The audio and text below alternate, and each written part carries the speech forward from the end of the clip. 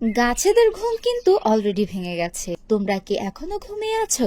গরম পড়তে শুরু করেছে, আর যারা এখনো রিপোর্টিং প্রুনিং করনি তারা কিন্তু অনেক বড় ভুল করছো। হ্যালো, কেমন আছো তোমরা সবাই? আশা করি সবাই অনেক ভালো আছো। আমিও ভালো আছি আলহামদুলিল্লাহ। ফেব্রুয়ারি মাসে বাড়িতে ফিরেই কিন্তু আমি প্রুনিং রিপোর্টিং শুরু করেছি। শীতকালে অধিকাংশ গাছই কিন্তু ডরমেন্সি পিরিয়ডে থাকে। শীত শেষ হতে না হতেই কিন্তু গাছগুলো আবারও জেগে ওঠে, আর এটাই কিন্তু সঠিক সময় গাছের রিপোর্টিং আর প্রুনিং করা। আজকের ভিডিওতে আমি শেয়ার করব কোন কোন গাছ আমি রিপোর্টিং আর প্রুনিং করেছি। প্রথমে বাড়িতে এসেই ধরেছি আমার অ্যালামান্ডা গাছটা। এটা তো একদম প্রায় শেষ অবস্থা। এটাকে একদম ন্যাড়া করে দিয়েছি, ডালপালা সব শুকিয়ে গেছিল। একদম অনেকটা নিচ থেকে আমি সবগুলো ডাল কেটে দিয়েছি, আর বাড়তি ডালগুলোকে কিন্তু আমি ফেলে দিব না, এগুলো আমি আবারও চারা করার জন্য বসিয়ে দিয়েছি। আমার বেলি ফুলের গাছটাও একইভাবে হার্ড প্রুনিং করে দিয়েছি। বেঁচে যাওয়া ডালগুলো আমি পাশে বসিয়ে দিয়েছি যদি চারা হয়ে যায়। এরপরে আর রয়েছে আমার অপরিচিতা গাছ, এটাকেও আমি হার্ড প্রুনিং করে দিয়েছি। 1 সপ্তাহ 10 দিনের পরে কিন্তু এদের চেহারা একদম পাল্টে যাবে, নতুন ডাল বেরোতে শুরু করবে।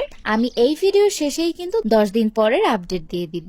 এরপর আমি রিপোর্টিং করব আমার বাগানের স্টার কাঠগোলাপ গুলোকে। গত বছর বর্ষায় কাঠগোলাপ গুলো কিন্তু একদম ব্যালেন্স হারিয়ে ফেলেছিল, তো আমি এটাকে এভাবে রাখতে চাচ্ছি না।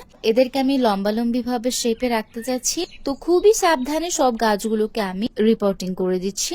কাঠগোলাপ গাছ কিন্তু শীতে একদম ঘুমিয়ে যায়, পাতা টাতা পড়ে একদম গাছ ন্যাড়া হয়ে যায়, বাট কিছুদিনের মধ্যেই পাতা চলে আসবে। কাঠগোলাপ নিয়ে ডিটেল ভিডিও আমি তোমাদের জন্য দেব, যদি তোমরা চাও কমেন্ট করে জানাতে পারো।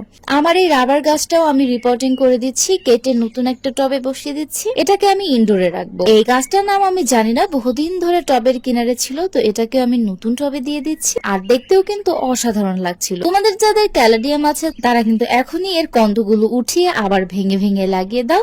যেসব জায়গা থেকে দেখো এরকম মুখ করে আছে সেসব জায়গাগুলো একদম আলাদা করে দাও। এভাবে আলাদা করে লাগালে এই কন্দগুলো কিন্তু আরো মোটা হবে, এবং এখান থেকে কিন্তু আবার নতুন নতুন কন্দের সৃষ্টি হবে।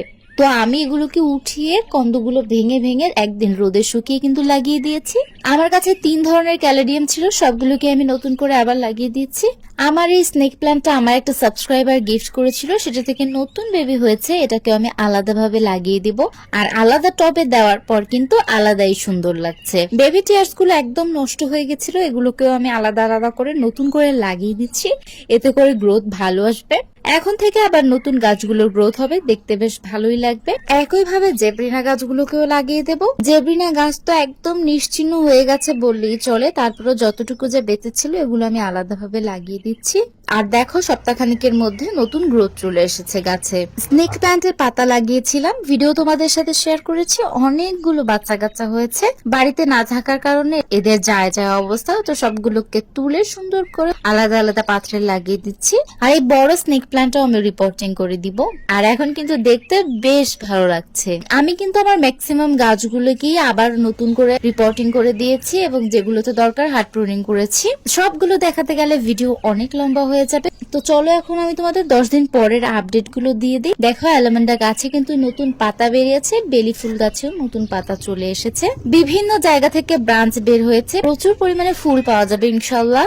কাঠগোলাপেও কিন্তু পাতা বেরোনো অলরেডি শুরু হয়ে গেছে, প্রত্যেকটা গাছ একদম তরতাজা হয়ে গেছে। রিপোর্টিং করে দেওয়া প্রত্যেকটা গাছের ইন্ডিভিজুয়াল আপডেট আমি তোমাদের জানিয়ে দেব, কিন্তু তার জন্য তোমাদের থাকতে হবে আমার সাথে। আর তোমরা আমাকে অনেক সাপোর্ট করো, এমন ভাবেই সাপোর্ট করে যেও, তোমাদের কাছে আমি খুবই কৃতজ্ঞ।